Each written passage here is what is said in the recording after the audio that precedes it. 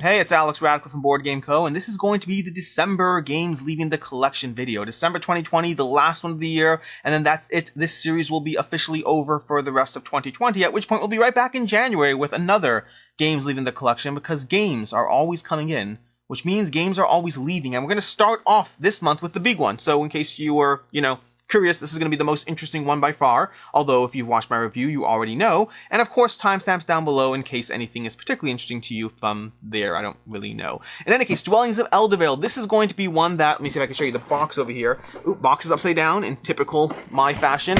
It's weird. I get a lot of flack about the whole box upside down thing. And by when I say flack, I mean, light-hearted flack, because nobody actually cares, or maybe they do, I don't know. But I sleeve my cards fairly consistently. I am, fairly anal about a lot of different things when it comes to board games. Just box tops on certain directions, that one just doesn't bother me. But in any case, Dwellings of Eldervale is a game that I enjoyed. I really did enjoy this one. It's going to check off all the boxes that it should, in my opinion, in terms of, I guess, powers, abilities, area control, meaningful decisions. It has all those things that I, in theory, should like in a game.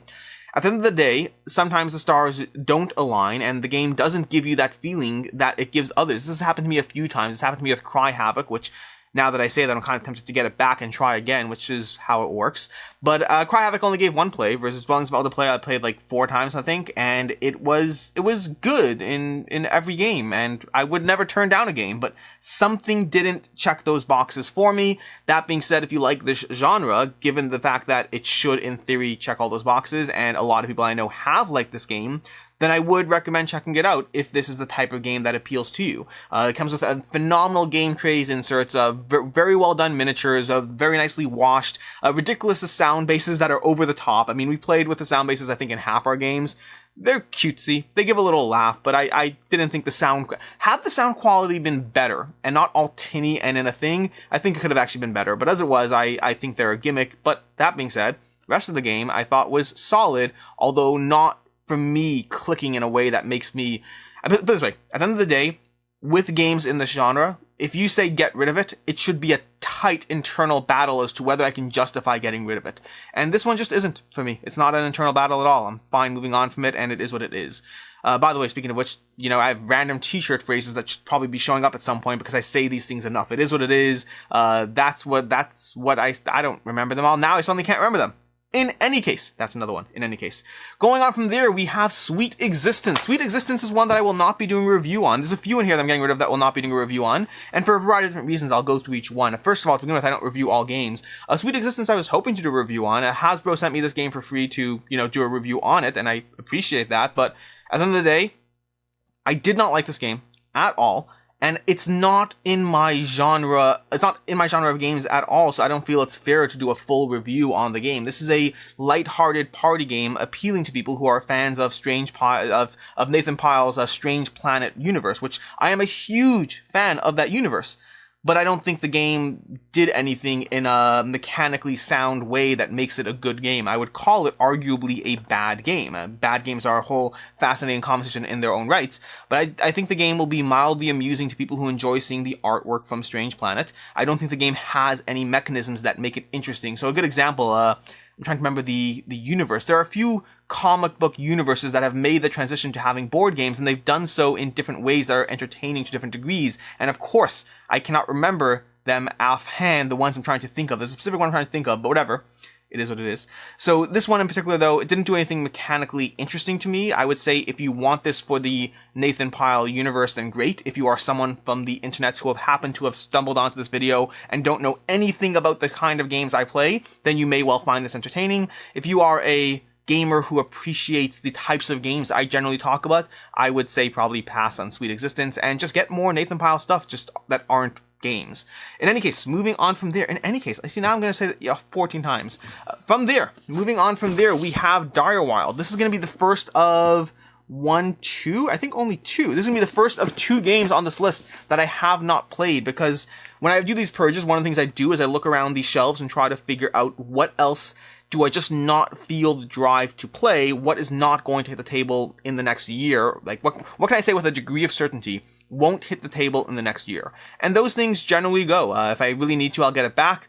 Generally, I would say most games I get rid of, I have played, but there are always a handful of games that caught my interest at some point in some way, and then time goes on, and I want to play other games, and they eventually keep getting shifted down to the bottom of the pile, and Direwild has become one of those. In fact, I talked about this in a video a long time ago, 10 games I don't really want to play again, or 10 games I haven't played that I have no real interest in playing anymore, or something along those lines. I can't remember the exact title, but Direwild was one of those, and it managed to last. It managed to hold on. This is a campaign cooperative deck builder with like a dungeon crawling element. It's not pure dungeon crawler. I know people have commented on the fact that it's too narrow in its scope to be a true dungeon crawler. It looks interesting. I've heard good and bad things about different parts of it, but I haven't heard anyone rave about it. No one has fought to defend this game. People have said things like it's not that great or it's decent. I haven't heard anyone fight for this game. And so despite thematically being interested, I like deck building games, I like cooperative games, I like dungeon crawlers. All those things should combine into a game that I am more interested in. But the lack of anyone fighting for this game has just made me less interested than I care to be. And so Direwild is moving on, sadly, but it is what it is. I can't do this anymore. In any case, whatever. Moving on from there, Tiny Epic Tactics. We're going to have Tiny Epic Tactics over here, which is going to be the second and last of these games that I have not played. And specifically, Tiny Epic Tactics is also going to fall into that category that this is a game that I got because I was like, hey, I like Tiny Epic games. That's not true. I am intrigued by Tiny Epic games, and I have found them to be passably enjoyable. I have not personally been pulled in by the Tiny Epic series. Every one that I've tried, and I haven't tried them all, I've tried Quest, I've tried Defenders. Defenders lasted the longest for me, which is not actually the best rated. I've tried Tiny Epic Kingdoms, what else have I tried? I think there's one more that I've tried. Galaxies I've tried. And Tiny Epic Tactics, I was like, you know what? I'll try that one. Maybe it's going to be the one that makes it. In fact, as we speak, I am still interested in Tiny Epic Pirates, although I do want to see how the reviews on that play out. But it has rondels, and I love rondels. But Tiny Epic Tactics, despite my passing interest, again, the lack of, stellar reviews. I think it's a 7.0 on Board Game Geek right now. It's not bad by any means, but for me, this is a series that never truly pulled me in. It's a series that always made me want the larger version of the Tiny Epic game on the table. I think they do a solid job of putting out consistently quality games that have a very condensed amount of shelf space and table space and all that. But at the end of the day, it's not what I'm looking for in games, and so I would say I'm not the target audience. When I haven't enjoyed their games, I haven't enjoyed their games, and when I have enjoyed their games, I found myself wanting the bigger, deluxeified version of that game that doesn't actually exist. And so Tiny Epic Tactics, as time has gone on, I just have never looked at it to pull it off the shelf. And that means it's time to say goodbye, combined with the lack of people talking about this one. Like, I'd say Tiny Epic Zombies I'm still semi-interested in, and Tiny Epic Pirates is going to be the one that I am the most interested in from the series currently. From there, we have the Secret Neighbor Party game, which is going to be the only other game on this list that I've actually reviewed, because not all games that leave the collection make their way into review, and I haven't really figured out the criteria for that, but we'll figure that out at some point. So Tiny Epic Secret Neighbor, Hello Neighbor, the Secret Neighbor Party game, is a game that I put out a review on. This is one that I got from Arcane Wonders. It's a solid game. It's a hidden roll game based on the PC game or the video game of the same name, and it does a solid job of condensing, hidden roll mechanics into a solid and enjoyable experience. And I keep saying words like solid and enjoyable because I enjoyed it, but that's kind of where it dropped off. My first game was, I would say, more enjoyable because I was pulled in by the new mechanisms, and as I played it more, I just wasn't consistently pulled into a different narrative every time. It didn't feel like every time I played the game was a different development of stories and back and forth and things that were whatever. So the more I played it, the more it was fine, completely fine, a game that I would happily recommend, especially if you are interested in the genre. But if you were asking for my recommendations for better hidden roll games, I'd probably recommend The Resistance or One Night Ultimate Werewolf as my go-to. And I know people always say Secret Hitler. I haven't played Secret Hitler. I got it. It's out of my shelf unplayed for 2 years, and I eventually moved on from it because it just wasn't hitting the table. I think we have our staples to a degree in our group, and it's harder to get new ones to the table. And from there, we're going to move on to Crimson Company, which is going to be... Ouch. It's going to be the most recent game that I've played on this list. Crimson Company, I got in a few games of this recently. There's no glorified box art to show you anything interesting. This is a two-player game. Let's at least show you the box. This is going to be a two-player head-to-head game that basically has the mechanics you'll see in games like Hanamakoji, in Battle Line, and the idea that there are 3 different rows or 3 different lanes you are fighting for. Air, Land, and Sea by Arcane Wonders. That, by the way, that is a great game. So Crimson Company is going to have like 3 lanes that you are fighting over in the game, and what you're doing is you're playing cards to the different lanes to win, and it's going to be a combination of strength as well as the abilities on the cards. And in each round, what you're going to do is you're going to bid an amount to buy a character, and the other person has to either let you take that card or match your bid and effectively give you that money back. So you either get paid or you pay, one or the other. I like the mechanic. I do. I think the mechanic is a solid mechanic of forcing people to decide the relative value of any given thing, and I love it when games force you into those decisions. Past that, the rest of the game I thought was less interesting to me. It was enjoyable. I would recommend it if you like games like Battle Line and anything else I said a minute ago, Air, Land, and Sea, Hanamakoji, any of those. It's so interesting when it comes to games, because it's not that this is bad at all. I enjoyed both games that I played, and I said, I think I'm good. I think I'm ready to move on from it. There are too many games I have in this category, and this one to me is merely enjoyable as opposed to really enjoyable. That's a very fine, distinguished line over there. So, Crimson Company is moving on because I have too many games and not enough time or shelf space, although shelf space really isn't the issue with this one. This is a small game. And from there, we're going to have Pictomania. Pictomania, which is a game that I played one time, and it just hasn't gotten to the table. It's not that it's a bad game, it's that I have a specific set of criteria that makes it hard to get to the table. The first is going to be that this is a party game. Party games in my collection in general will see playtime less because, well, actually 3 sets of criteria. The first is that it's a party game. Party games in my collection see playtime far less than other games because most of my game time is devoted to strategy gaming. I find it the most fun, or even family gaming. But as opposed to party games, they fall into a specific niche that doesn't really happen as often with my group, people, friends in my life, all that kind of thing. Criteria number 2 is COVID. COVID has drastically reduced our ability to play party games at all. Whatever level we were playing at before has gone even further down. And so, don't get me wrong, I'm keeping many party games in my collection because in a post-COVID world, I can't wait to play Monikers again or any of that. But Pictomania doesn't have that same level of love and attention for myself. And then the third is that this game requires writing. Games that require writings, this is going to be going towards the aspect of me being a religious Jew, that most of my social gaming, strategy gaming happens throughout the week, all the time. But whatever limited amount of party gaming does happen, tends to happen on Saturday, on our Shabbos. And that means that we're not writing in those games. So has even a smaller subset of when it could actually hit the table. It's just a very, very small subset of when Pictomania can hit the table. And within that small subset, to which we still have 1 or 2 other games I'll play, it just doesn't hit the table as much because it's a little bit too partyish for a strategy game, and it's a little bit too strategy-ish for a party game. Vladish Vatil knocked it out of the park with Codenames. Absolutely knocked it out of the park. And Pictomania, I don't actually know which one came out first, but Pictomania is a solid attempt at doing the same thing with Pictionary as the core background and bringing that into the board game space. I think it is a great game that was enjoyable the one time I played it, but that limited space in which I could actually play it, combined with a tiny amount of critique as to where it actually fits into my collection, means it is sadly moving on. It's one that I, again, would never turn down. Absolutely never. If you are at a convention and you're like, hey, let's play Pictomania, I think that's a fun game, I would be down and I would have a blast. It's a good game. It just doesn't ever see play.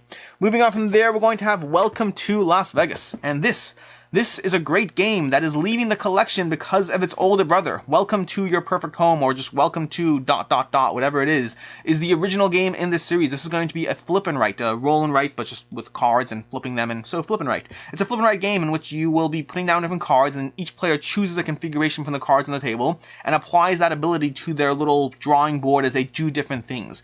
Welcome to Las Vegas, or Welcome to New Las Vegas, it ups the complexity a bit, but without upping the payoff of the game. So it just basically took a game that I really enjoyed, made it slightly more complicated, and not more rewarding, meaning it's the same amount of rewarding, but with more complexity. I think Welcome to New Las Vegas is probably going to be a great choice for your collection if you play Welcome to a lot. Like a lot. If you play it a decent amount, like once a week or once every 2 weeks or whatever it is, if you play it on a consistent basis, then I think the variety this brings to the table is a solid way to go. But if you're like me and you pull out Welcome to once every month and a half or something along those lines, ever since we played this, we got a few games in and then we just kept going back to Welcome to and have not felt the need to pull this one out. It's not that it's bad, it's that Welcome to is a better game in my opinion, more streamlined for the same return. It's actually, to a certain extent, it's going to be similar to Ganshun Clever and twice as clever. But I would say I preferred a little bit more the payoff of what Twice as Clever does. Meaning I find Ganshun Clever to be the more streamlined version of that series or whatever, and I like it more. If I had to pick one, it would be Ganshun Clever or That's Pretty Clever in a heartbeat. But I like what Twice as Clever does just enough that I am willing to keep both of those in that case. Next up, we have Cartagena before we go to our last one, which feels a little bit like a betrayal. Cartagena is going to be a light, accessible pirate game of putting down different symbols to escape the board. There's actually a few ways of playing it, but the primary way we tend to play it is you have these cards where you're going to be, every turn you're either collecting cards or you're playing cards to move your pirates along the map. And the way it works is you play a card and you move to the next visible symbol on the board, which means as different spots get filled up, the efficiency of any one card play varies. So it actually it's a lot of fun when you sit there and you play a few cards and you rubber band your pirates all the way across the board in a handful of moves, because all the cutlasses are covered. It actually lends itself to a lot of setup and a lot of payoff on that delivery, all in a game that teaches in 5 minutes. And for some reason, we just don't play it. I don't have an easy answer why. Everyone I have played this game with enjoys it. Every time we pull it out, we enjoy it. And yet it falls into this category of a game that nobody really asks for. I don't ask for it. My daughter doesn't ask for it. Our friends don't ask for it. Nobody who has played this game has really asked for it, and yet we all enjoy it, which is an interesting space.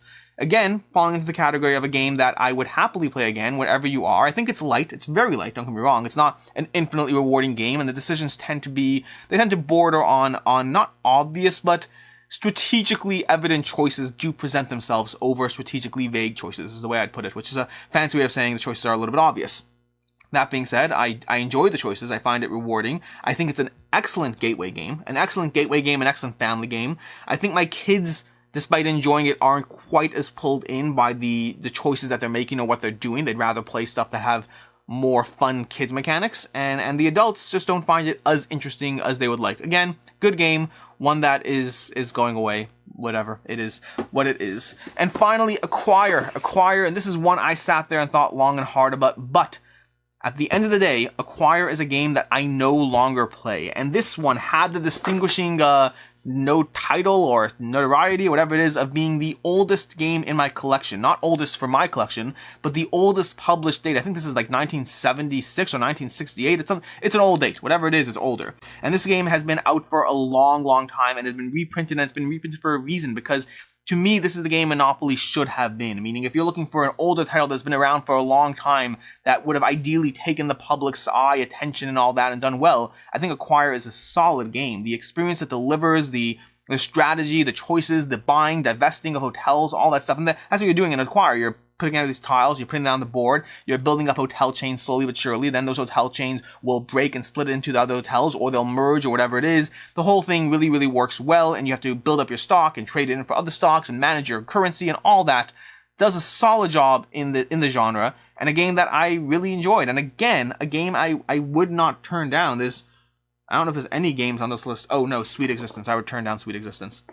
But past that, all these games are good games that I would not turn down. The reason I am getting rid of Acquire is because while I think it is great, while I think it has done a solid job at holding its own for as long as it has, being an excellent game that anyone should be happy to play, own, this, that, whatever, I say that as I get rid of it. But Acquire, for me, is a game that it does still have its fair share of luck. Pulling those tiles from the bag or whatever you're using as your token reservoir, pulling those tiles out and putting them on your board to put them out. There's still a healthy degree of luck of who will have the most payoff from those tiles.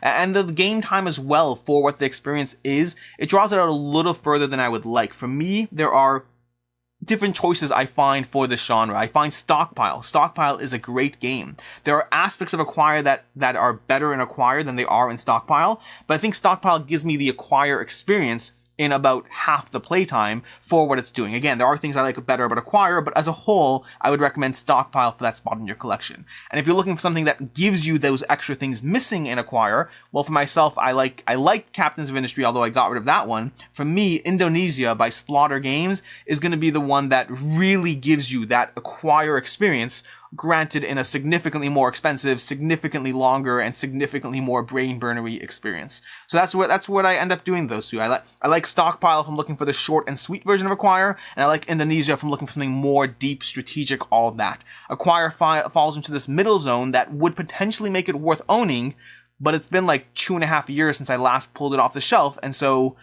at the end of the day, it is time to move on from that one. This has been your December update of, well, I guess it's January. This has been your January update of games that left the month, left the collection. So good with words. Left the collection in December, and games that I'm moving on from. Like I said, the big ones, Dwellings of Eldervale.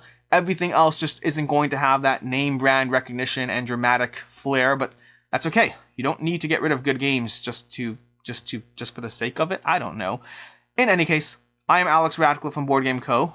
Cue all the comments of, in any case, in the comments down below, or anything along those lines. And as always, have a good one.